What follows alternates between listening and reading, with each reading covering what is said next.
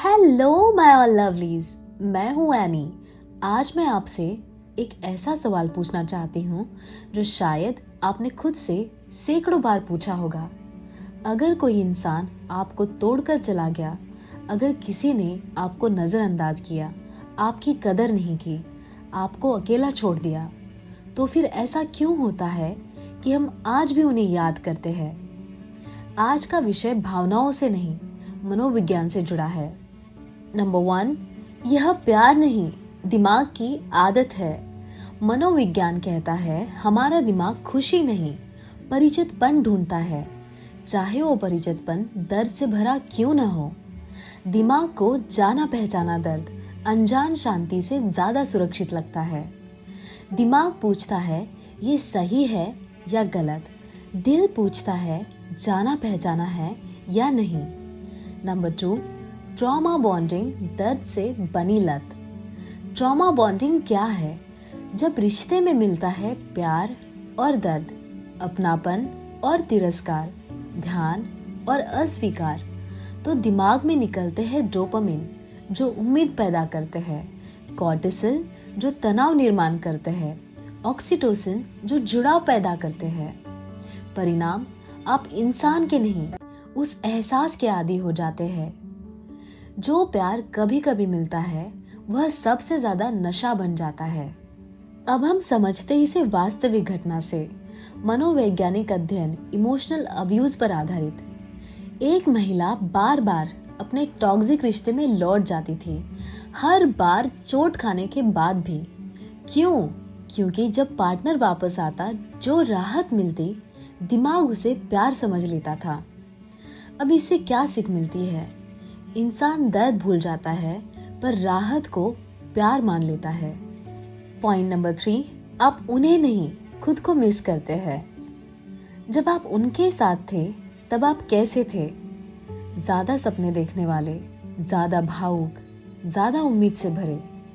आप व्यक्ति को नहीं, आप पुरानी पहचान को याद करते हैं।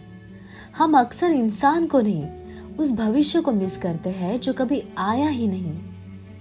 अब हम समझते इसे दूसरी वास्तविक घटना से। एक ब्रेकअप पर की गई ब्रेन स्कैन स्टडी में पाया गया, जब लोग अपने एक्स के बारे में सोचते हैं तो दिमाग का वही हिस्सा सक्रिय होता है जो नशे की लत छोड़ते समय होता है। अब इसका निष्कर्ष, इसीलिए आगे बढ़ना इतना दर्दनाक लगता है क्योंकि दिमाग इसे बिछड़ना नहीं, विड्रॉल समझता है। पॉइंट नंबर 4, अस्वीकार होना आत्ममूल्य को तोड़ देता है। जब कोई हमें छोड़ता है तो हमारे भीतर सवाल उठते हैं, मुझ में क्या कमी थी, मैं पर्याप्त क्यों नहीं था। यह जगाता है बचपन के अबैंडनमेंट वुंड्स को, बाहरी वैलिडेशन की जरूरत को। कभी कभी हम इंसान को नहीं, अपनी खोई हुई कीमत को ढूंढ रहे होते हैं। पॉइंट नंबर 5, दिमाग अतीत को सुंदर बना देता है। मनोविज्ञानी से कहता है रोजी रेट्रोस्पेक्शन बायस। अच्छे पल याद रहते हैं, दर्द धुंधला हो जाता है।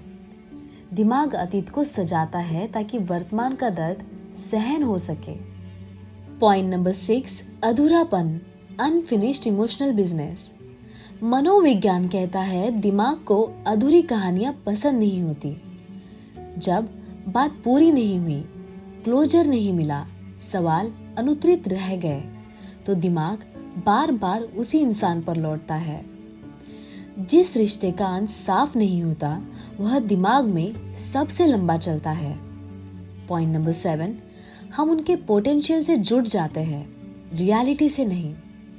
अक्सर हम उस इंसान से नहीं जुड़ते जो वह था, हम जुड़ते हैं जो वह बन सकता था, जो उसने वादे किए थे, जो हमने कल्पना की थी। सच, आप उस इंसान को मिस नहीं करते, आप उस उम्मीद को मिस करते हैं जो कभी पूरी नहीं हुई। यह फैंटेसी अटैचमेंट कहलाता है। पॉइंट नंबर 8, अकेलापन पुराने दर्द को सुंदर बना देता है। जब आप अकेले होते हैं, दिमाग पुराने रिश्ते को आइडियलाइज करता है, वर्तमान की खाली जगह अतीत से भरता है। मनोवैज्ञानिक तथ्य, अकेलापन इमोशनल मेमोरी को ओवर एम्पलीफाई कर देता है। अकेलापन हमें सच नहीं दिखाता, वह हमें पुरानी यादें दिखाता है। पॉइंट नंबर 9, ईगो और सेल्फ रिस्पेक्ट की लड़ाई। जब कोई हमें छोड़ता है तो ईगो कहता है, मैं इतनी आसानी से कैसे छोड़ा जा सकता हूँ, मैं इम्पोर्टेंट क्यों नहीं था। इसीलिए हम उन्हें याद करते हैं, क्योंकि दिमाग चाहता है अपनी अहमियत साबित करना। कभी कभी हम इंसान को नहीं, अपनी हार को एक्सेप्ट नहीं कर पाते। पॉइंट नंबर 10, दर्द से जुड़ जाना हमारी कंडीशनिंग है। बचपन से हमें सिखाया गया, सहन करो, एडजस्ट करो, छोड़ना गलत है। इसीलिए जब कोई हमें हर्ट करता है तो हम छोड़ने की बजाय और जुड़ जाते हैं। अब गहरी सच्चाई सुनिए, जिसे बचपन में इमोशनल सेफ्टी नहीं मिली, वह बड़े होकर इमोशनल पेन से जुड़ जाता है।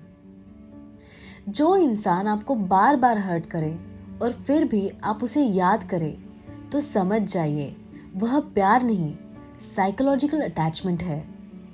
अगर आप आज भी किसी ऐसे इंसान को मिस कर रहे हैं जिसने आपको तोड़ा, तो इसका मतलब ये नहीं कि आप कमज़ोर हैं। इसका मतलब ये है कि आपका दिल सच्चा था। लेकिन याद रखिए, जो इंसान आपसे सच में प्यार करेगा वह आपको टूटने के बाद ठीक नहीं करेगा, वह आपको तोड़ेगा ही नहीं। मैं एनी आपसे यही कहना चाहती हूँ, कभी कभी छोड़ देना हार नहीं होता, वह खुद से प्यार करने की शुरुआत होती है।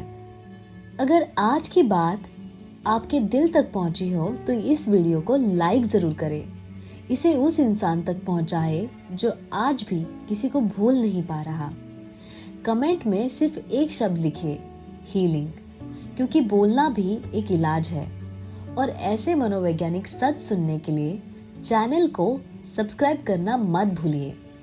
मैं हूँ एनी, और याद रखिए, आपका सबसे गहरा रिश्ता खुद के साथ होता है। Thank you for watching and may piece B with you and I love you all.